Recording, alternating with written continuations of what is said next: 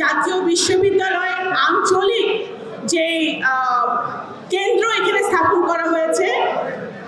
Professor Amanullah সাহেব বলেছেন যে এটা 12তম আঞ্চলিক কেন্দ্র। আমরা মনে করি এই আঞ্চলিক কেন্দ্রের মধ্য দিয়ে আমাদের ফরিদপুর, রাজবাড়ী, শরীয়তপুর, মাদারীপুর এবং গোপালগঞ্জে আমাদের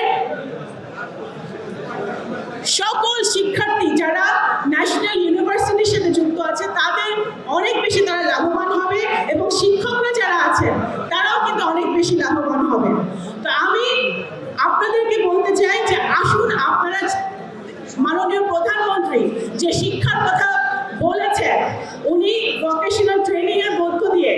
স্কিলড এবং সেমি স্কিলড লেবার যে উনি শুরু করেছেন কাজ করা, এবং উনি সারা